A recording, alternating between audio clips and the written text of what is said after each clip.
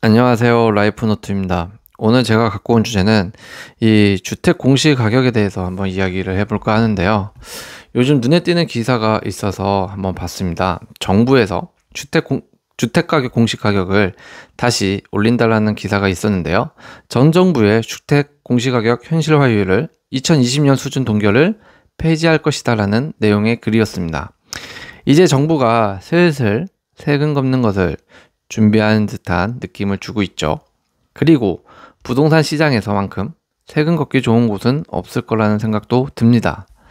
같은 아파트인데 누구는 세금 수백만 원을 내고 누구는 반도 안 낸다. 이런 불만을 들어보신 적 있을 겁니다. 사실 공시가격이라는 건 말처럼 단순한 개념이 아닙니다. 부동산 보유세, 건강보험료, 기초연금 수급, 복지 혜택 등 온갖 국가 시스템의 기준점이 되는 숫자이기도 하죠. 기준점이 됩니다, 이게. 그리고 지금 정부가 이 기준점을 다시 현실화시키려는 칼을 들고 있죠.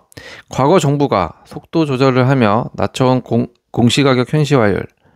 그런데 왜 지금 다시 올리는 걸까요? 그리고 이게 우리 일상에 어떤 영향을 줄까요? 지금부터 그 맥락과 배경, 그리고 앞으로의 파장을 이야기해 볼까 합니다.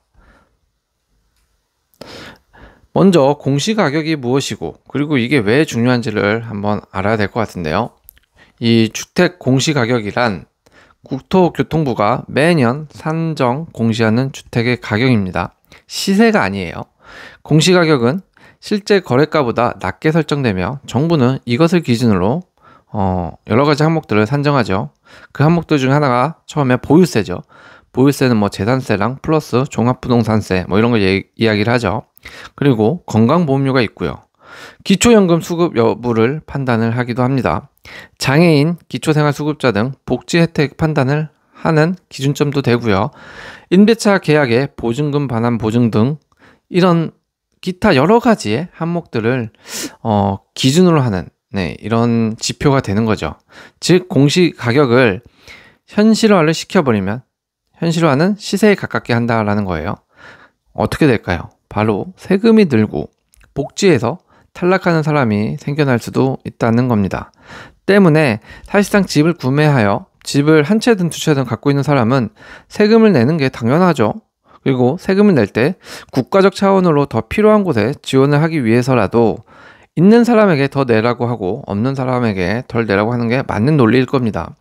하지만 불과 몇 년 전만 하더라도 부동산 값이 수직 상승을 하면서 집 한 채만 달랑있던 사람들, 또 그 중에서도 특히 노년 가구 같은 경우는 높아진 주택 공시가격 때문에 비싼 세금을 낼 돈이 없어서 힘들다라든지 거리에 내쫓길 것 같다라든지 등의 목소리가 높아지면서 좀 여론이 끓었죠. 정부가 그런 걸 보고 이제 주택 공시가격을 한시적으로 묶어두는 정책을 펼쳤던 것인데 지금 정부가 다시 이것을 제자리로 돌려놓으려고 하는 것이죠. 뭐 이유는 여러 가지겠죠. 이만큼 국가가 지원 정책적으로 접근하려고 하거나 혹은 국가의 레벨별 계층 분류를 하고 관리를 하기 위한 측면으로도 주택 공시 가격은 주요한 지표가 될 수밖에 없다라는 겁니다. 때문에 주택 공시 가격을 올리느냐 내리느냐라는 정책이 중요한 것이고 이 정책에 의해서 시장도 민감하게 반응할 수밖에 없다. 이런 이유가 있기 때문에 공시가격이 매우 중요할 수가 있다는 겁니다. 적어도 대한민국에서 이 부동산 시장에서는 말이죠. 그렇다면 공시가격이 그동안 어떻게 변해왔는지 역사를 좀 알고 갈 필요가 있을 것 같습니다. 과거 정부부터 현재 지금까지를 살펴볼 필요가 있을 것 같은데요. 첫 번째가 이 노무현 정부일 겁니다. 2008년까지죠. 이때 핵심 키워드는 아마 부동산 부자 과세 원칙을 확립시키는 거였습니다. 노무현 정부는 당시 부동산 가격이 급등하던 시기였고 강남 아파트가 일하지 않고 돈을 번다는 비판이 사회적으로 강했던 정부의 시기였던 것 같아요. 이를 억제하고 조세 정의를 실현하기 위해서 2005년 종부세를 도입하기 시작합니다. 이때부터 공시가격의 정확성과 형평성이 매우 중요해졌죠. 왜냐하면 종부세는 공시가격 기준이기 때문입니다. 따라서 고가주택일수록 공시가격을 시세에 가깝게 끌어올리는 시도가 시작된 시점이죠. 하지만 반발도 컸죠. 세금 폭탄이라는 프레임이 좀 등장하기 시작했고요. 헌법재판소에서 위헌 소송까지 갔으나 합헌 판결이 나면서 정책 정당성을 인정받았습니다. 그러니까 이 정부 때 부동산 관련 이 세금을 요약을 해드리자면 공시가격의 현실화라는 이런 개념이 등장한 첫 시기이고 조세 형평성을 위한 첫 시도였던 시기다 라고 좀 말씀드릴 수 있을 것 같아요. 두 번째 정부는 바로 이명박 박근혜 정부일 텐데요. 이때 핵심 키워드는 부동산 경기 부양, 세금 완화 원칙을 내세웠죠. 이명박 박근혜 정부는 부동산 시장의 침체를 우려해서 전반적으로 부동산 세금 경감 정책을 펼쳤습니다. 공시가격 현실화율을 낮거나 대부분 제자리였죠. 실제로 고가주택일수록 시세 대비 공시가격이 터무니없이 낮았던 사례가 많습니다. 예를 들어 시세 20억짜리 집의 공시가격이 8억에서 10억 정도 수준이었으니까요. 특히 박근혜 정부 시절은 공시가격 조정에 대해 매우 보수적인 접근을 취했었죠. 당시에는 공시가격을 통한 조세 확보보다는 경기 부양, 거래 활성화, 분양 확대가 정책 우선순위였습니다. 때문에 이 시기는 공시가격 현실화 논의가 정체된 시기이고요. 전반적인 부동산 세금 부담이 가벼워졌던 시기가 아닐까라는 생각을 합니다. 세 번째 정부는 문재인 정부일 겁니다. 해당 정부의 핵심 키워드는 뭘까요? 바로 공시가격 현실화, 로드맵을 그리고 조세 정의를 강화하고 부동산 시장 과열을 막는다 였습니다. 2017년부터 시작된 문재인 정부는 부동산으로 불로소득을 얻는 사회는 정의롭지 않다는 철학 아래 공시가격 현실화에 적극적으로 나섰죠. 특히 2020년에는 공시가격 현실화 로드맵을 발표했고요. 시세의 90%까지 점진적으로 올리는 계획을 세웠습니다.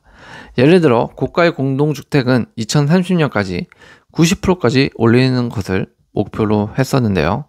단독주택도 유형별로 현실화율 상향시켰고요.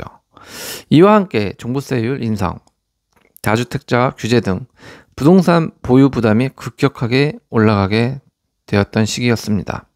이로 인해서 세금 폭탄, 건강보험료 폭등, 복지 탈락 이슈도 국민 반발이 커지기 시작했죠. 특히 중상층과 은퇴 세대까지도 세액 부담 증가로 피해를 봤다는 여론이 계속 형성되면서 사회적 논쟁을 유발시키기도 했습니다. 그래서 이 시기를 조금 공시가격에 대해서 좀 요약을 하자면 이때는 공시가격 현실화의 정책적 강행기, 그러나 그 과정에서 정치적 부담과 국민 반감도 함께 커졌던 시기가 아닐까 저는 생각을 합니다. 그러니까 이때는 참 뭔가 달콤하면서도 짜릿한 그런 정책들이 아닌가 싶어요. 겉으로는 굉장히 이제 부동산 시장 과열을 막고 정의를 실현하고 공시가격을 올려서 이제 더 세금을 걷고 필요한 곳에 쓰겠다라는 건데, 오히려 이제 세금 폭탄도 맞고 복지가 탈락되는 사람들도 생기고 건강보험료가 너무 오르다 보니까 중상층이 설 곳이 없었던 그런 시기가 아니었나 싶습니다. 네 번째 정부로는 바로 윤석열 정부를 얘기를 할 수 있을 텐데요. 이 정부의 부동산 세금 핵심 키워드는 바로 시장의 속도 조절, 시장의 안정 우선, 보유세 부담 완화였던 것 같습니다. 윤석열 정부는 집권 초기부터 문재인 정부의 공시가격 현실화 정책의 속도 조절을 선언했었죠. 23년 공시가격은 일괄적으로 하향 조정되면서 국민의 세금 부담을 낮추는 정책이 시행됐었습니다. 현실화율 목표 자체를 낮추지는 않았지만 지금은 물가도 오르고 경기 침체도 걱정되는데 증세는 시기상조라는 입장이 우세했죠. 결과적으로 23년에서 25년까지는 평균 공시가격 현실화율이 정체하거나 일부 하락하기도 했었습니다. 따라서 그때 이 윤석열 정부는 문재인 정부의 급격한 현실화를 일단 멈춤시킨 시기였다고 볼 수 있을 것 같고요. 시장 안정과 조세 부담 완화에 방점을 찍은 거 아닌가라는 생각을 해보게 됩니다. 그리고 지금 정부이죠. 지금 정부의 핵심 키워드는 형평성 회복, 재정 확보, 현실화 재추진 같습니다. 이번 정부는 다시 이 공시가격을 시세에 가깝게 조정하겠다는 입장을 밝혔는데요. 특히 고가의 부동산, 법인 소유 부동산에 대해 불균형적인 낮은 공시가격을 현실화시키겠다는 의지가 강해 보이죠. 정부 측 주장은 이렇습니다. 같은 값의 아파트를 갖고 있어도 지역에 따라 세금이 다르고 누구는 낮은 공시가로 건강보험료도 덜 내고 이건 조세 정의에 어긋난다라는 게 이번 정부의 입장이죠. 동시에 고령화, 복지 확대, 재정 부담에 직면한 정부가 재정 확보를 위해 실질적인 증세가 필요하다는 것도 숨은 배경 중 하나로 보여집니다. 단, 지난 정부의 경험을 좀 의식해서 속도 조절과 피해계층에 대한 왕춘 장치 마련도 함께 고민해봐야 될 거라고 생각을 합니다. 즉, 지금 정부는 형편성과 정의 회복을 위한 현실화를 시작하되 국민 반발을 조금이라도 줄이기 위해서 이런 정교한 정책을 설계해 나가야 할 거고요. 그렇게 하려고 좀 노력을 해야 되지 않을까, 그런 시기라고 보여집니다. 그럼 이번 정부는 왜 다시 공시가격을 올리려고 하는 걸까요? 라고 생각해 본다면 그 이유가 몇 가지 있겠지만 첫 번째가 바로 조세 형평성을 회복하기 위해서 그런 거 아닌가 싶습니다. 예를 들어 볼게요. A와 B가 있는데 A는 서울 강남에 시세 15억짜리 아파트를 보유하고 있다고 칠게요. B씨는 경기도 용인에 같은 시세의 아파트를 보유한다고 치면 놀랍게도 A씨는 공시가격이 12억이라 세금이 세고 B씨는 공시가격이 9억이라 세금이 훨씬 적습니다. 같은 시세의 아파트인데도 불구하고요. 이런 일이 왜 벌어질까요? 공시가격이 지역, 유형별로 다르게 현실화됐기 때문에 그렇습니다. 강남은 대충 한 80%, 용인은 60%, 한 지방은 50% 이하도 있습니다. 그래서 지금 정부는 이렇게 말을 하는 거죠. 같은 시세의 집이라면 같은 세금을 내야 공정하다. 누군 덜 내고 누군 더 내는 지금의 조세는 형평성이 좀 많이 안 맞는다 라는 거죠. 즉 공시가격이 시세와 멀어지면 정의롭지 않다는 게 이번 정부의 강한 입장이다 라는 거죠. 두 번째 이유는 뭐냐? 바로 세수 부족이라고 보여집니다. 세수가 부족하면 어떡하죠? 복지를 펼치지 못합니다. 그러니까 돈 나갈 곳은 늘어나는데 세수가 부족하니까 돈을 걷어야겠죠. 어디서 걷습니까? 정부가 써야 할 돈은 늘고 들어올 돈이 부족하다라고 하면 당연 이런 세금에 기댈 수밖에 없습니다. 예를 들어서 고령화로 기초연금, 건강보험, 요양보험 지출 증가가 되고 있죠. 그리고 육아수당, 청년지원금 등 복지 확대 공약도 많았죠. 하지만 경기는 침체되어 있고 세수는 줄어든 상황. 이럴 때 정부가 돈을 확보하는 방법은 바로 재산세와 종부세 같은 보유세의 세금에 기대게 된다는 거죠. 공시가격을 현실화한다는 건 기존보다 세금을 더 걷겠다는 뜻이기도 합니다. 정부 입장에서는 돈이 필요하니까 제대로 거둘 사람한테 제대로 걷겠다는 의지가 보여지는 상황이라고 생각을 합니다. 세 번째 이유로는 그래도 국가니까 국가적 시스템 차원에서라도 시장을 정상화해야 하려는 노력을 한다는 거죠. 시장 정상화 시도를 한다는 거죠. 지금 부동산 시장은 거래는 끊기고 가격은 좀 혼조세고 심리는 얼어붙은 상태죠. 그래서 정부는 이렇게 말합니다. 지금처럼 시장이 불안정한 상태일수록 기준은 분명해야 한다고요. 시세와 공시가격 차이가 너무 크면 혼란만 더 커진다라고요. 특히 임대사업자나 법인들이 공시가격이 낮은 걸 악용해서 세금을 회피하거나 복지 대상이 아님에도 혜택을 받는 경우들이 있었기에 이런 부분도 바로 잡겠다는 의도가 있다고도 볼 수 있습니다. 사실 이렇게 하는 게 맞죠. 너무 사회에는 이런저런 편법, 불법, 그리고 회피하려는 사례가 너무 많다 보니까 분명히 바로 잡을 필요는 있다고 생각은 듭니다. 때문에 이와 같은 시도는 사실 어느 정부가 되었든 간에 했어야 하고 이로 인해서 선한 피해자가 조금이라도 줄어들어야 하기 때문에 사회의 정의 실현적 차원에서라도 여당 야당 할 것 없이 노력해야 할 부분이라고 저는 생각은 합니다. 그럼 다시 공시가격이 오르면 어떤 변화, 어떤 영향을 받을까요? 이래저래 작은 소음부터 큰 소음까지 있을 수 있겠지만 전 크게 한 5가지 정도가 변화가 생길 것 같아요. 첫 번째가 뭘까요? 바로 세금이죠. 세금 상승 부분입니다. 재산세, 종부세 부담이 증가할 거고요. 특히 다주택자나 고가주택 보유자 타격을 입게 되겠죠. 법인 보유 부동산의 세금도 늘어나서 사업 부담이 증가하게 될 것으로 보입니다. 두 번째는 뭐죠? 앞서서도 계속 말을 하지만 건강보험료 인상입니다. 특히 지역가입자죠. 공시가격이 상승을 하면 소득 외 보험료 산정 기준이 올라가죠. 그리고 연금 퇴직 후에 지역가입자가 된 중장년층의 부담이 증가할 것으로 보여집니다. 세 번째로는 바로 복지 혜택 탈락이 증가한다라는 건데요. 기초연금, 장기요양급여, 장애인 지원, 양육수당 등 재산 기준 초과로 탈락하는 고령자나 서민층이 증가한다는 거죠. 이들은 실제 부자가 아닌데 말이죠.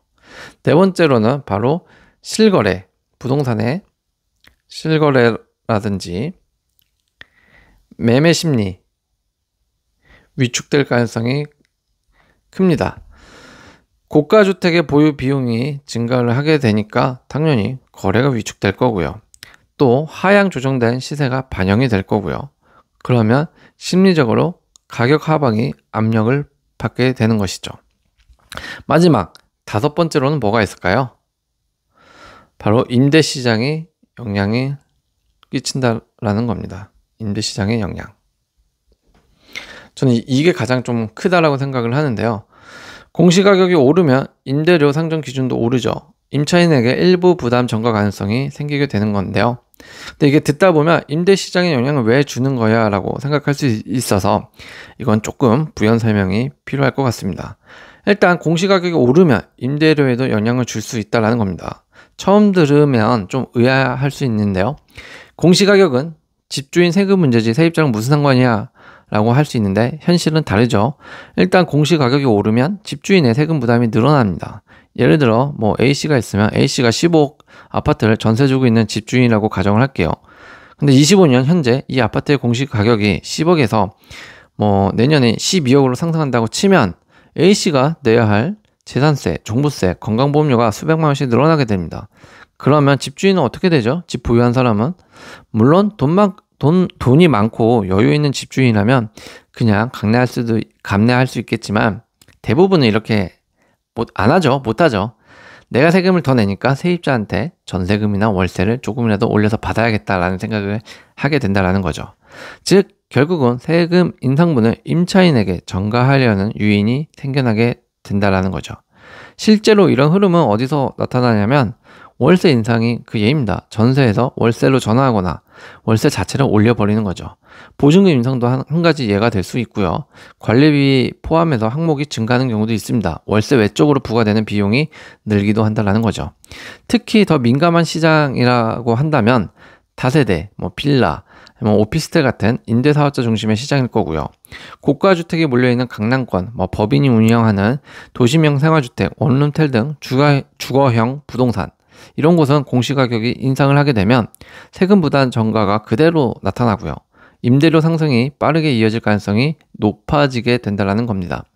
그래서 단순히 공시주택 가격 상승은 세금을 올린다 내린다의 개념으로만 접근하면 위험해질 수 있다는 이유가 아마 이런 것 때문에 그럴 겁니다. 그럼 결론은 무엇이냐? 바로 이 공시가격은 단순한 숫자로 보면 안 된다는 겁니다. 공시가격은 세금, 복지, 건강보험, 전세보증, 심지어 심리적 만족도까지 영향을 주는 핵심 변수라는 거죠. 이번 정부가 이 숫자를 다시 올리겠다라고 하는 건 단순히 세금을 더 걷겠다가 아니라 국가 시스템의 기준점을 현실화하겠다는 철학적 메시지로도 볼 수 있을 겁니다. 그러나 그 부담은 고스란히 국민들에게 돌아옵니다. 특히 은퇴한 고령층, 복지 의존도가 높은 취약계층, 다주택자, 임대사업자, 자영업 법인 등은 그 영향을 더 크게 받을 수밖에 없죠. 공시가격이라는 숫자 하나가 우리의 지갑을 흔들고 복지를 바꾸고 시장을 움직입니다. 이 숫자가 현실을 제대로 반영해야 하는 건 맞습니다.